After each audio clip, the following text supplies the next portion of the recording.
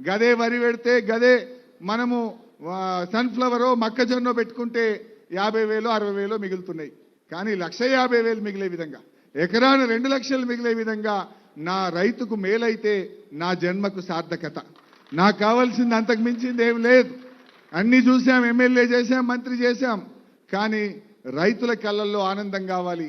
సత్తుపల్లిలో తుమ్మల గారి గ్రామంలో ఏ బంగ్లాలు, ఏ కార్లు అయితే రైతుల ముందు ఇళ్ల ముందు చూశానో అది నేను బతికుండంగా నా ప్రాంత రైతుల ఇండ్ల ముందు చూడాలన్నదే నా కోరిక. అంతకు మించిన కోరిక ఏం లేదు. సో దయచేసి ఈరోజు ఇంత మంచి కార్యక్రమం మా తుమ్మల గారు ప్రత్యేకంగా నేను అసెంబ్లీలో పిలిచి నువ్వు రావాలి తప్పకుండా అని వారు పర్సనల్గా నన్ను ఆహ్వానించారు. వారంటే నాకు ఎంతో గౌరవం, వారి మీద ఎంతో ప్రేమ ఉంది. అందువల్ల వారికి ఈ కార్యక్రమాన్ని, ఈ ఫ్యాక్టరీని పూర్తి చేసే కార్యక్రమం చేసినందుకు సంతోషం. అదేవిధంగా ఈరోజు ఇక్కడే రిఫైనరీ అంటే పండినాక క్రూడ్ ఆయిల్ మాత్రమే ఈరోజు మన రాష్ట్రంలో వస్తుంది. రిఫైనరీ మన రాష్ట్రంలో ఇప్పటిదాకా లేదు. ప్రైవేట్లో మాత్రమే రిఫైనరీ ఉంది.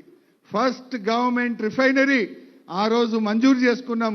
దాన్ని కొనసాగిస్తూ మరి తుమ్మల గారు ముందుకు తీసుకుపోయినందుకు కూడా వారికి నేను ధన్యవాదాలు తెలియజేస్తా ఉన్నాం. మరి ఇంత మంచి ఫ్యాక్టరీ వచ్చింది, ఇక్కడ ఎంతో మందికి ఉపాధి కూడా దొరుకుతుంది.